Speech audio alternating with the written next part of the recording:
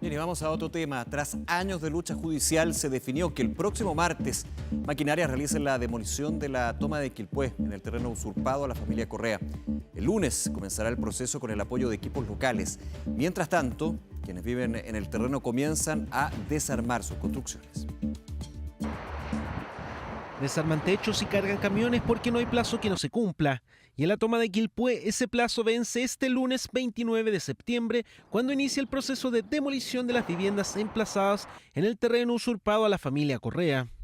Este día lunes se iniciará el proceso, para lo cual contaremos con un despliegue social, más los equipos de migraciones y la policía de investigaciones.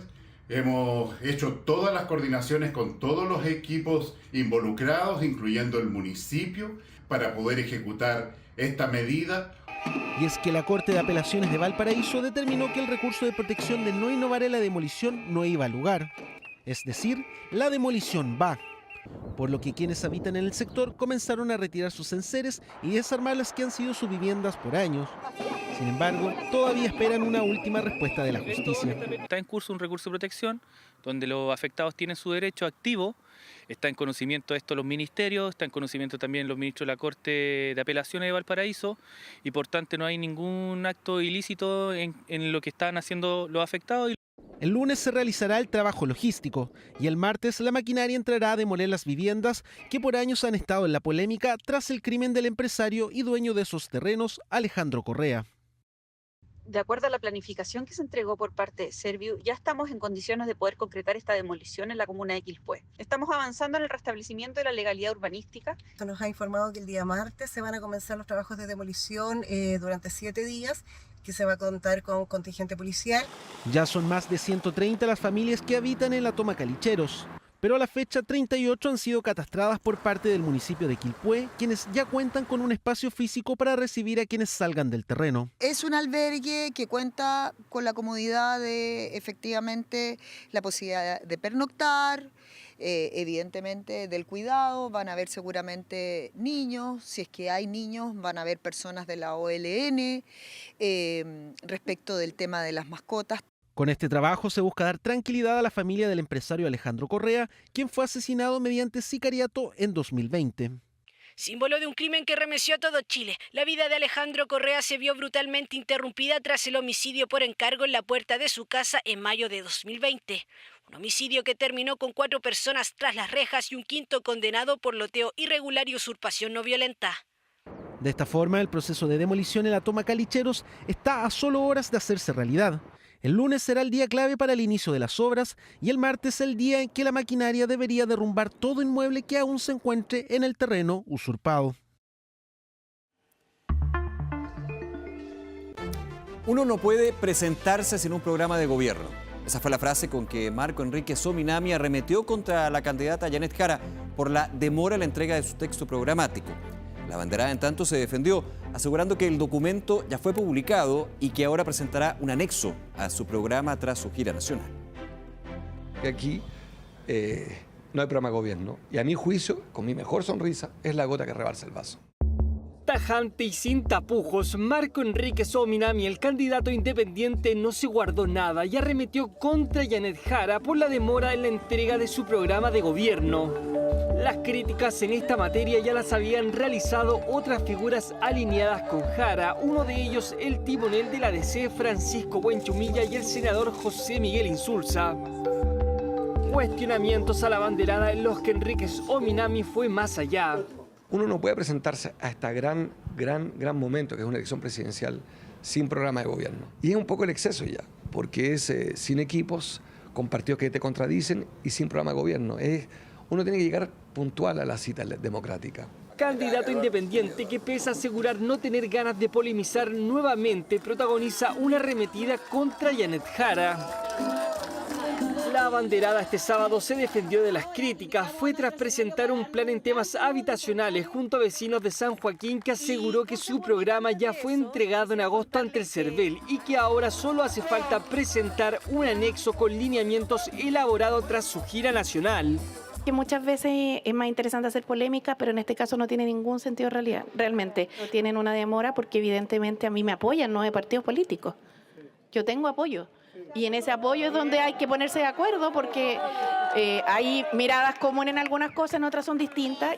Documento que antes de ser presentado a la ciudadanía deberá pasar por una revisión entre los partidos que apoyen a la candidata, múltiples visiones que deberán llegar a acuerdos, todo ante la preocupación por los posibles choques entre la democracia cristiana y el Partido Comunista, por ejemplo, en temas valóricos. Esos acuerdos son amplios. Obviamente que no está el esfuerzo en aquellas cosas en las que hay controversia o que hay desunión.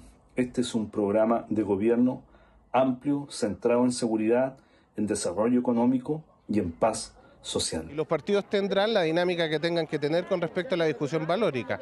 La democracia cristiana sabe lo que cada uno de los partidos progresistas piensa y a pesar de eso está dentro de la coalición más diversa de la historia de Chile. Anexo al programa que debería ser presentado durante la próxima semana, todo en medio de las críticas a la candidata oficialista. 2 homicidios, uno de ellos frustrado y lo más impactante, ambos bajo el mismo techo. Las víctimas tenían hermanos y todo apunta a que se trataría de un parricidio ejecutado por su madre en la ciudad de Chiguayante.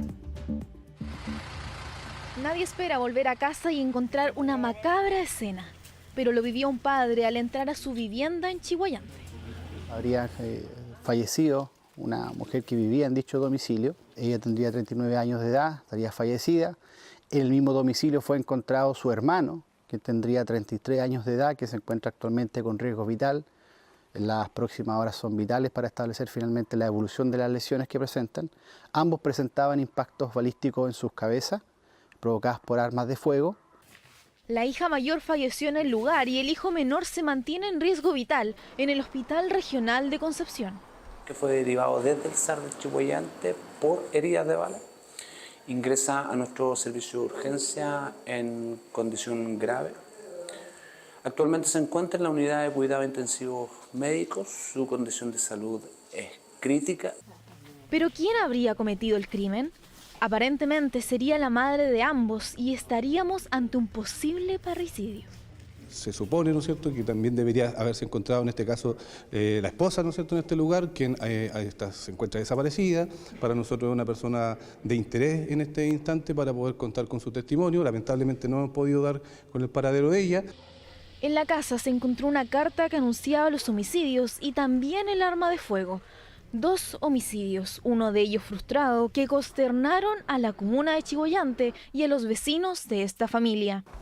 El sector es súper tranquilo, no siempre somos, o sea, lo que se informa siempre por el WhatsApp del grupo. Bueno, hay cámaras en la cual se han invertido para la seguridad de la villa, pero eso trágico fue súper impactante, exacto, porque yo nunca había vivido una situación como esta. 2 crímenes bajo el mismo techo familiar que aún se debe esclarecer. Por ahora, la investigación está centrada en hallar a la madre, quien podría o no tener responsabilidad en las heridas de sus hijos.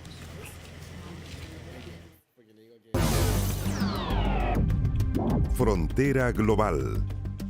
¿Qué tal? ¿Cómo están? Muy buenas noches. En el reportaje de esta semana de Frontera Global le contamos las claves detrás de la oleada de reconocimientos internacionales que ha tenido Palestina como Estado en los últimos días. ¿Qué impacto puede tener en la situación de Gaza? ¿Y cuál ha sido el arduo camino de la llamada solución de los 2 estados entre Palestina e Israel? Ponga atención.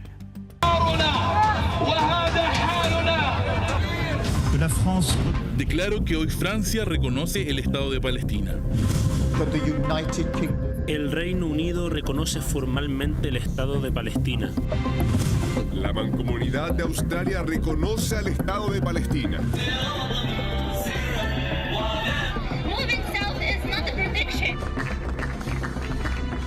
Y tengo otro mensaje para ustedes. No ocurrirá. Es no solamente un sueño, no solamente un derecho, necesitamos un cambio de la situación de los palestinos por más de 77 años. En esta situación como estamos viviendo ahora, no puede haber un Estado palestino. No existe la confianza, la autoridad palestina no sé si tiene el poder de gobernar Gaza. Dos posiciones opuestas sobre la llamada solución de los dos estados. En una semana marcada por una oleada de reconocimientos a Palestina, un territorio al que le ha tomado casi 80 años llegar a este punto. Desde 1947, cuando Naciones Unidas declaró un Estado árabe y un Estado judío, pasando por guerras que redefinieron los mapas y desplazaron a los palestinos ocupando sus territorios. Un panorama que desata en 1987 la primera intifada. Al año siguiente, desde Argel, Yasser Arafat hizo la declaración de independencia de Palestina. Una vez que se crea la Autoridad Nacional Palestina, hay un fuerte movimiento por la autodeterminación de Palestina y finalmente en 1988 la Autoridad Nacional Palestina con Yasser Arafat como presidente es reconocida por Jordania y Jordania renuncia a la soberanía de Palestina.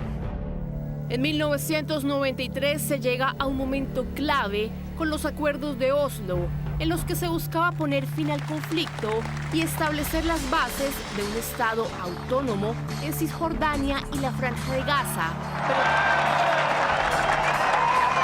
Pero todo comienza a hundirse en 1995, cuando un ultranacionalista israelí asesina en Tel Aviv al primer ministro Isaac Rabin. 3 shots from behind.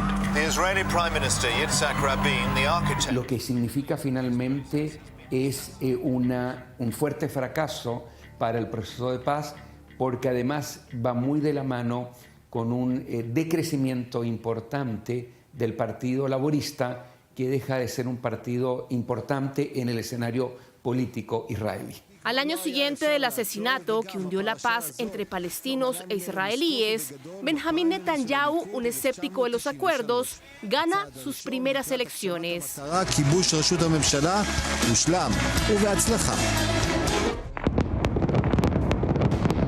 principios de este siglo estalla la Segunda Intifada y más de una década después, en 2012, Palestina es reconocida como Estado observador no miembro de la ONU. Y hasta el año pasado se convierte en Estado observador permanente de Naciones Unidas. Más que nada es una importancia de carácter simbólico. Pero, ¿qué es lo que ha cambiado este 2025? En azul vemos los 157 países de los 193 que componen Naciones Unidas que reconocen a Palestina como un Estado, incluido Chile, que lo hizo en 2011. Vemos todos los países árabes, la enorme mayoría de África y de América Latina, así como potencias asiáticas como India y China. Pero hay más de una treintena de países que vemos en rojo que no lo reconocen, entre ellos Estados Unidos e Israel, y en América Latina llama la atención Panamá, mientras que en Europa países como Alemania e Italia, y en Asia países como Japón y Corea del Sur. Las potencias occidentales, muy particularmente en el caso de Europa, hacen un reconocimiento bastante tardío que se produce 10 o 20 años después que lo reconozcan otros estados. Lo que se está expresando en la Asamblea General de Naciones Unidas puede quedar simplemente en palabras de buena fe, digamos, ¿no? Pero la pregunta que nace inmediatamente es, bueno, se apoya la creación de un Estado palestino. ¿Dónde se va a crear ese Estado palestino? En la teoría hay 3 condiciones mínimas para ser considerado un Estado: tener un territorio, tener una población y tener un gobierno independiente. Un territorio que en el caso de Palestina es Cisjordania y la Franja de Gaza. Una población que hablamos de 2 millones en la Franja de Gaza y de 3 millones en Cisjordania, además de una diáspora de casi 8 millones de personas en otros países. Y el gobierno independiente recae en la autoridad palestina, en el caso de Cisjordania, y en el grupo armado Hamas, si hablamos de la Franja de Gaza. Aunque este liderazgo es cada vez más imposible de sostener tras el ataque del 7 de octubre de 2023, que dio inicio a la actual guerra en el enclave palestino. Hamas no tendrá ningún papel en el gobierno. Hamas y otras facciones deben entregar sus armas a la autoridad palestina. Las recompensas serían demasiado grandes para los terroristas de Hamas por sus atrocidades. Hamas es un partido político, pero no todo el pueblo palestino, pero que sufre hoy día, durante estos 2 años, el pueblo palestino. Niños, niñas, mujeres. Me parece que Hamás no es el obstáculo. Me parece que el obstáculo es un Estado que desde su nacimiento en 1948 no ha cumplido ninguna de las resoluciones del Consejo de Seguridad de Naciones Unidas. Hace décadas que se podría haber creado un Estado palestino en el 22% del territorio, siguiendo la tesis de los 2 estados, pero Israel lo ha impedido. ¿Y por qué lo ha impedido Israel? Porque ha colonizado los territorios palestinos.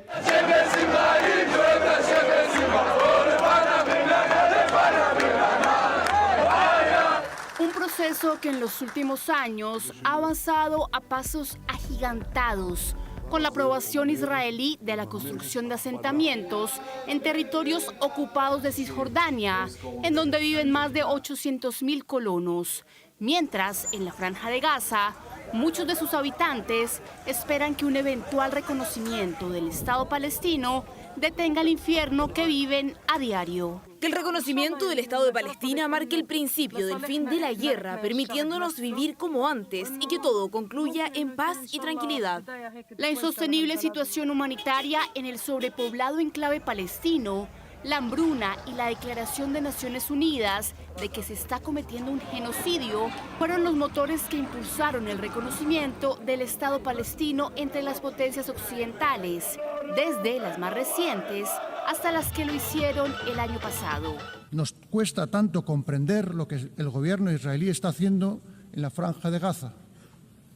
Por eso clamamos, imploramos, exigimos, detengan ya esta masacre. Y es que la preocupación por lo que ocurre en Gaza monopolizó los discursos de decenas de líderes mundiales que pasaron por el podio de Naciones Unidas esta semana, incluido el presidente Gabriel Boric. Hoy, siendo 2025, son miles los seres humanos inocentes que pierden la vida solo por ser palestinos. Cuando debajo de los escombros yacen niños y niñas, hay un dolor genuino en nuestra patria. El presidente Boric tiene una posición legal, una posición humana, una posición que tiene respeto por el derecho internacional. Un derecho internacional que a través de múltiples comisiones e informes de Naciones Unidas ha calificado lo que sucede en Gaza como un genocidio, término que rechaza el gobierno de Israel. Lo que está pasando en Gaza no es un genocidio. Hay muerte, hay hambruna, los responsables son Hamás. Hamás puede terminar esto en 30 minutos, liberando los rehenes. Sin embargo, el actual gobierno de Netanyahu, controlado por sectores ultraconservadores, han presionado para continuar la guerra en Gaza y evitar la solución de los 2 estados. En lo que se considera el gobierno más nacionalista y más extremo en la historia de Israel, y muchos de estos sectores son contrarios a la creación de un Estado palestino. Más allá del gesto simbólico del reconocimiento del Estado palestino, los expertos advierten que hay aspectos que podrían dejar sin efecto esta iniciativa diplomática. Si eso no va acompañado de un conjunto de medidas, ¿no?, que tengan por objetivo aplicar un conjunto de sanciones que efectivamente ejerzan coerción sobre Israel para que cumpla con las resoluciones de Naciones Unidas y para que efectivamente se pueda crear un Estado palestino en lo que Naciones Unidas ha determinado, ¿no es cierto?, como territorios ocupados. Pero si se concretara un Estado palestino, también existirían otros desafíos. La conformación de un gobierno provisional donde hay una presencia de la Autoridad Nacional Palestina con algunos gobiernos árabes moderados que pudieran iniciar un proceso para posteriormente incorporar de manera plena a la Franja de Gaza a lo que debería ser un futuro Estado palestino. Nosotros como palestinos necesitamos este reconocimiento para terminar también, para tener fin que pasa en Gaza. Necesitamos el alto de fuego en Gaza. Nosotros no vamos a desaparecer. los judíos somos de Judea y ahí pertenecemos. Los palestinos tampoco nos van a desaparecer. Los árabes que viven en Palestina, que se autodenominan Palestina, como se llaman, no van a desaparecer. Entonces tenemos que encontrar una manera de vivir.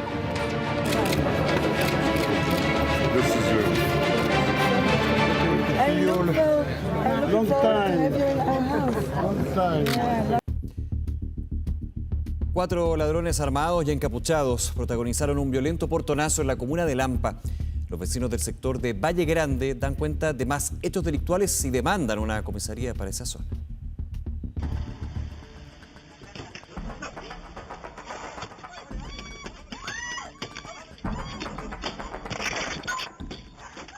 Fue horrible la desesperación, los gritos y los disparos, fueron muchos disparos. Yo vivo por la parte de afuera del condominio, como 6 casas más allá de la entrada, y se escuchaba muy fuerte.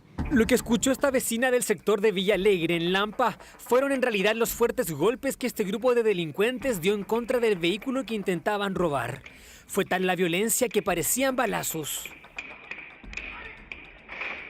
Fue cerca de la medianoche cuando una pareja de extranjeros llegó hasta este condominio de visita.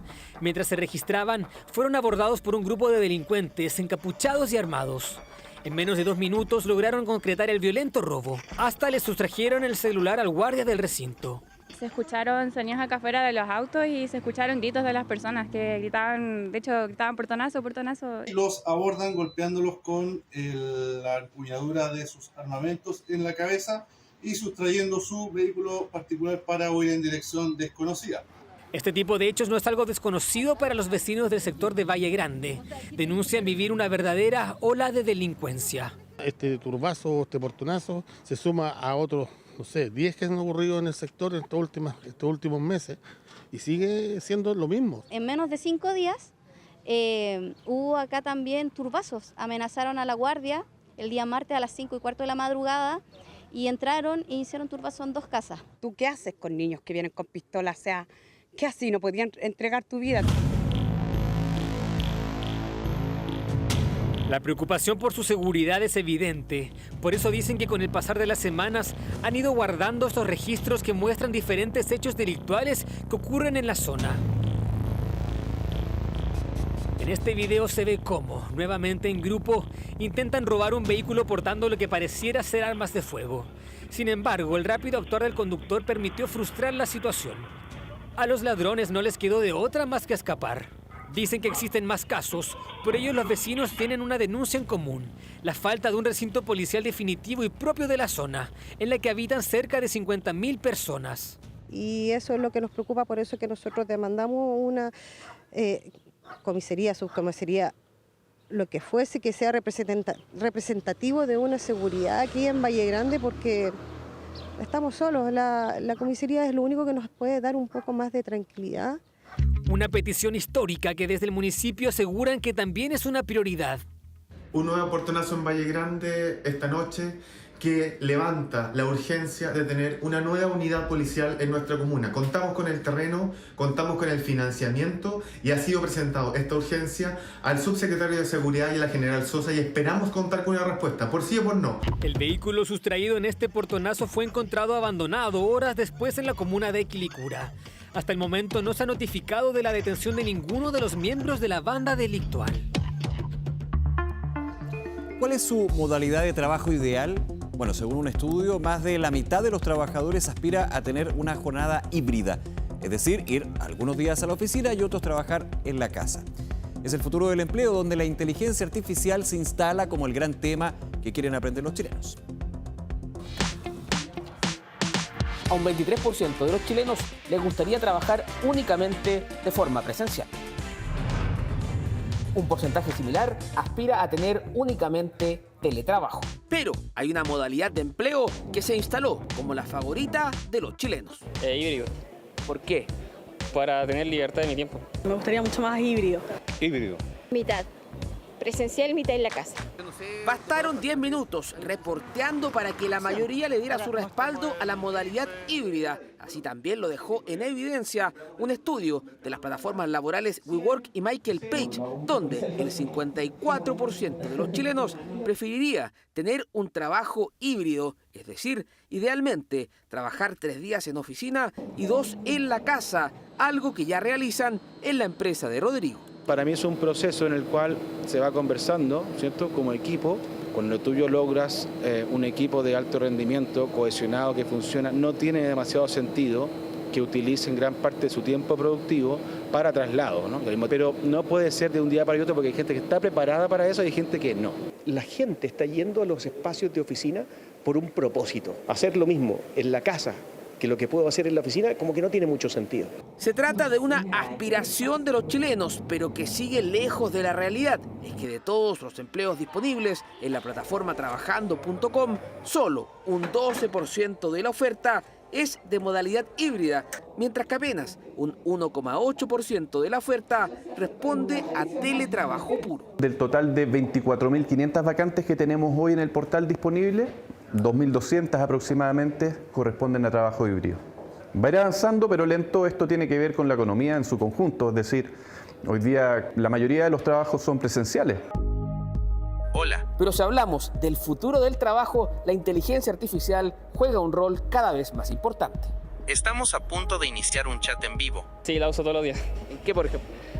Para tareas, para investigaciones, para estudiar. Puedes explorar ideas o temas complejos simplemente hablando. Pues cuando necesito hacer una redacción muy especial la ocupo. ¿Te da miedo que la inteligencia artificial te reemplace como trabajador?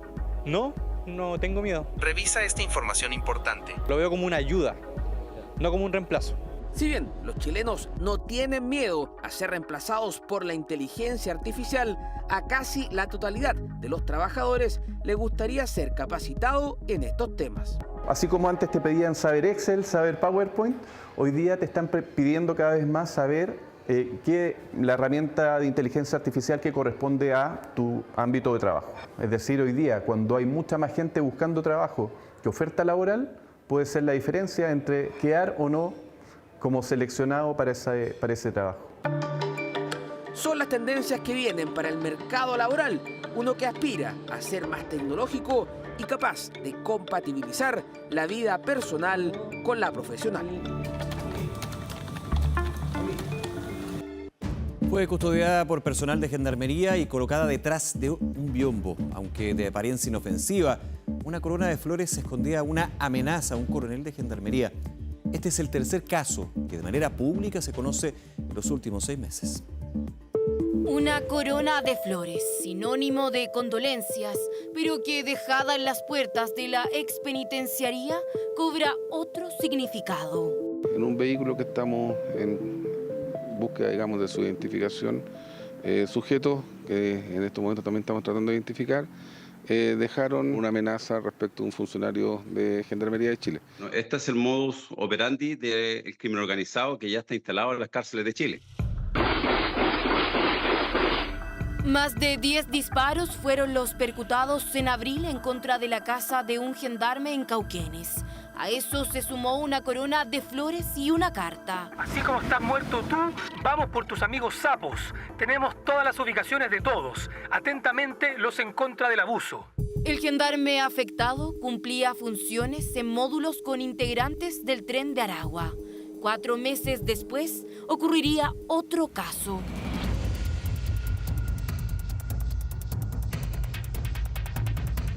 Esta vez la víctima era el alcaide de la cárcel de Talagante. Una corona de flores y municiones fueron arrojadas al recinto. Hace un tiempo, Informe Especial reveló que estas situaciones se repiten entre gendarmes. Una corona le mandaron, una corona de flores, se la mandaron para su casa. ¿Qué tan fuertes son las amenazas? No, fuerte, o sea, te pego, o sea, o te mato a tu familia. La amenaza dejada en la expenitenciaría es el tercer caso que se conoce de manera pública en casi 6 meses. Esta es una amenaza más que se genera en contra de quienes dirigen los establecimientos penitenciarios del país, ser en contra de los oficiales. Ha trascendido que el amedrentamiento dirigido a un coronel de Gendarmería se habría producido a raíz de la decisión que tomó de trasladar a un reo a otro recinto penal. Estamos en proceso de investigación para ver si esto se relaciona precisamente con ese procedimiento que usted habla. A través de un comunicado, Gendarmería se refirió a lo ocurrido. Desde Gendarmería de Chile condenamos cualquier tipo de amedrentamiento a nuestros funcionarios y funcionarias, quienes cuentan con todo el respaldo para seguir manteniendo el control de las unidades penales del país. No hemos visto el apoyo suficiente y decidido por parte de las autoridades ministeriales. Creemos que no se ha tomado ninguna medida que tienda a garantizar la seguridad y otra serie de condiciones que estimamos son las mínimas y no han habido respuestas eficientes, eficaces, oportunas a la gravedad del problema. Esta es una bomba de tiempo. Para salvaguardar la seguridad del personal de las cárceles en otros países como El Salvador, se tomaron ciertas medidas. Un equipo de nuestro canal pudo conocer esa realidad. Todos los guardias aquí cubren su rostro. Nunca veo al interior del penal que alguien lleve identificación a la vista. Medida que podría ser replicada en Chile. En 2024 el gobierno presentó un proyecto de ley para crear el Departamento de Seguridad Especial en Gendarmería, que se encargaría de gestionar a los internos de alta peligrosidad. Entre sus medidas se establece la exhibición del uso de distintivos de identificación. Se encuentran ya en la última etapa de su tramitación, así que esperamos que puedan terminar la tramitación en la Comisión de Constitución, pasar a la sala y continuar con su trámite legislativo, porque hay plena conciencia y pleno consenso de que son proyectos fundamentales para nuestro sistema penitenciario.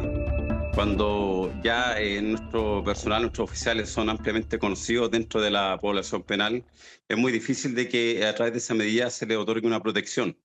Porque lo que se requiere acá son recintos seguros, lugares seguros para ellos y sus familias, así como ocurre con otras instituciones. Este martes, el Ministerio de Justicia presentará indicaciones en la Comisión de Constitución. De formarse este departamento, quienes lo integren deberán cumplir con una serie de requisitos, entre ellos, contar con la aprobación de un curso especializado. Chile es el segundo país del mundo, después de Brasil, con más llamadas spam. Un nuevo proyecto de ley busca poner fin a este hostigamiento telefónico, obligando a las compañías a bloquear los llamados no deseados. Ahí mira, fraude. Llamada no deseada sospechosa, 600 sospechosa. Son los llamados no deseados que en promedio cada chileno recibe 23 veces al mes. Es básicamente nuestro ecosistema económico que permite hacer esto. Y además aparejado la reglamentación que no desincentiva los llamados anónimos. Me acaban de llamar ahora, que es sábado incluso. Llaman harto, eso es así. Unas 5 o 6 veces. Unas 7, 8 veces al día. Pero yo lo bloqueo, no atiendo. No contesto nada ya. El problema es de tal magnitud que solo en el primer semestre de este año el CERNAC recibió más de 650.000 denuncias, lo que representa un aumento del 6% con el mismo periodo del año pasado. Llaman en horario de trabajo, uno está en reuniones y se distrae, te fijas, ese tipo de cosas. Pésimo, no me gusta porque yo estoy trabajando, estoy haciendo cosas. Pese a que existen herramientas como la plataforma No Molestar o los prefijos 809 y 600 para identificar las llamadas, lo cierto es que han resultado insuficientes. Personas que no somos nativos digitales y nos cuesta usar un poco más la tecnología, tendemos a no poder manejar esta particularidad o aprovechar el link que nos da el 809 o el 600 con una aplicación. Está bueno, pero no los conozco. Y sé que quieres poner otro ahora para los de salud, parece. No se me ocurre cuál sea la solución fácil a esto.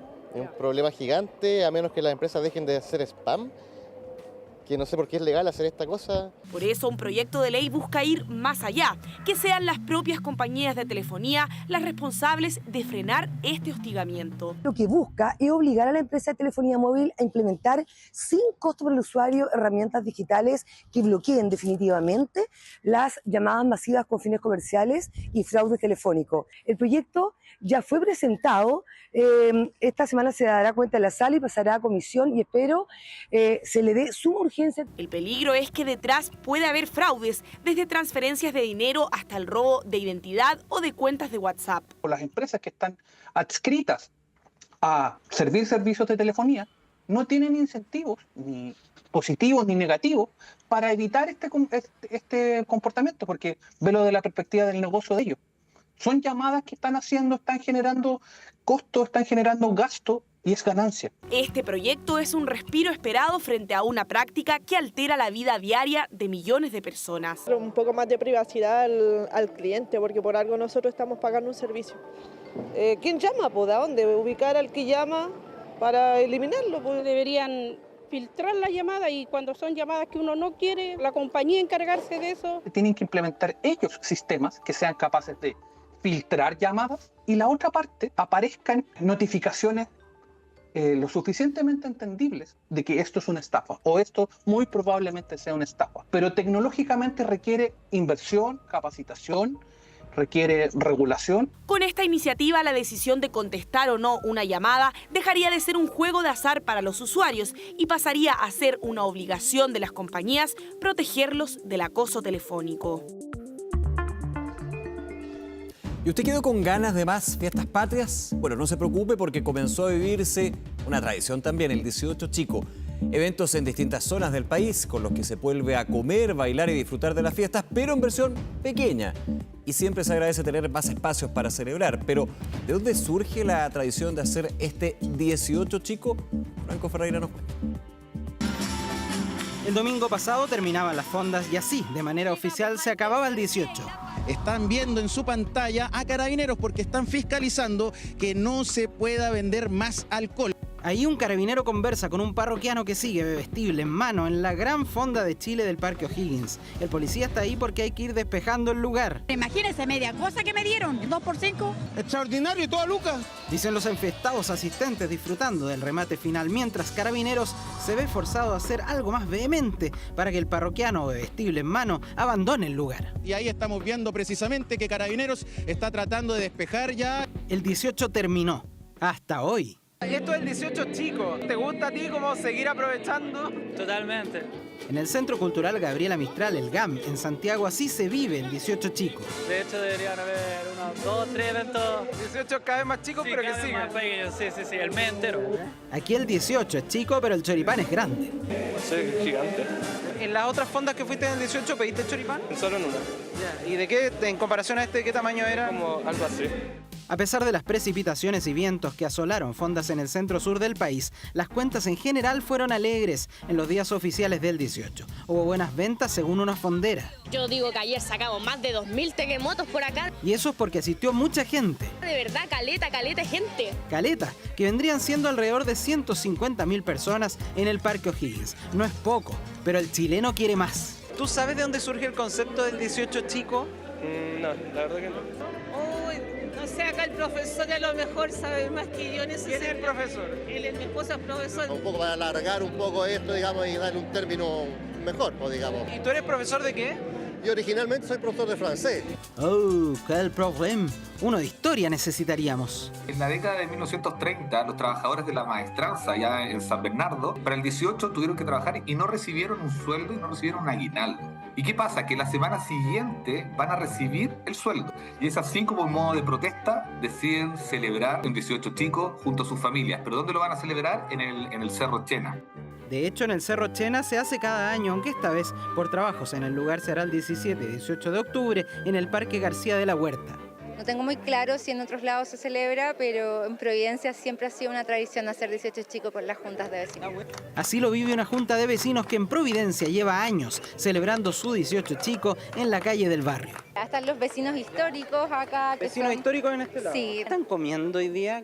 Hoy día tenemos cositas para picar, tenemos empanadas. En los primeros 18 Chicos, ya a mediados del siglo pasado, lo que había para comer era exclusivamente alimentos que habían quedado de las fondas. Con todo lo que les quedó, celebraban la semana siguiente, que era con familiares, pero posteriormente se agrandó y bueno, aprovecharon también la oportunidad de comenzar a invitar a otros y vender sus productos que les quedaban. En el 18 Chico del GAM, en tanto, se abren a todo tipo de sabores. Ojalá encontrar empanadas, pero estoy viendo hamburguesas. La típica más gringa que es con tocino, con queso cheddar, salsa barbecue. Tenemos una hamburguesa con pebre. Estoy viendo pescado frito. El fish and chips, que es pescado con papas fritas. Es bastante diferente a lo que se vende generalmente el 18, entonces nos va súper bien, yo creo que por eso. Pensamos un poco en la gente que a veces también pide no solo el choripán, sino también acceder a otro tipo de productos. Porque así se vive el 18 Chico, toda una institución que recién empieza a aparecer cuando el calendario ve alejarse el 18 oficial. En el Día Mundial del Turismo se destacan parte de las bondades de Guanaqueros y el por qué cada año llegan turistas recorriendo largas distancias en busca de este destino, que durante los últimos años se ha transformado en un imperdible. Lo revisamos en el siguiente informe. Nosotros tenemos tanta diversidad, tenemos mar, tenemos cordillera, tenemos un campo precioso, entonces no tenemos nada que envidiarle a otro lugar. Tenemos unas costas maravillosas acá en la cuarta región y en realidad el país es precioso, Chile es precioso. Chile y sus múltiples paisajes ha logrado consolidarse entre los principales destinos turísticos mundiales, llegando a ser reconocido como el mejor destino verde de Sudamérica. Su diversa naturaleza lo llevó a ser destacado por Lonely Planet como un destino imperdible durante el año 2024. Una de las cosas que le llama al turista extranjero es lo lejano que está. Existe una franja tan aislada del mundo, un país llamado Chile, que mucha gente desconocía. Y es que sus atractivos van desde el desierto de Atacama, los cielos limpios para el astroturismo, la costa, hasta los glaciares y bosques de la Patagonia. Lugares emblemáticos que llaman la atención de los visitantes. El desierto de Florida en Atacama. Perfecto. Si nosotros somos de Huasco y allá hay hartos lugares para ir a conocer. El sur, Valdivia, a mí me gusta mucho. Hay que generar como una narrativa dentro del turismo, de estos recorridos que se hacen dentro de las ciudades, porque cada espacio, cada lugar te cuenta una historia. Y eso es lo hermoso, esto es lo que te atrapa, lo que te atrae. En el marco del Día Nacional del Turismo se realzan las bondades del país y en el caso de la región de Coquimbo quisieron celebrarlo en grande y demostrar que cualquier día del año se puede visitar el balneario Guanaqueros. Un día muy especial para todos los que trabajan en el sector y a los que aman también el turismo. Darle una fuerza al sector turístico, a las empresas más pequeñas y a las empresas más grandes. Es uno de los poderes económicos relevantes, importantes, junto con la minería y junto con la agricultura, y quizás no se le ha dado el realce hasta la fecha de hoy día al turismo. ¿Cómo podemos nosotros deberíamos darle? La inversión de grandes empresas que apuestan por variadas alternativas para el turismo es cada vez más frecuente. El Resort Rosa Agustina logra unir la belleza natural del lugar más innovación en su infraestructura, generando un completo panorama familiar para que los visitantes aprovechen al máximo el destino.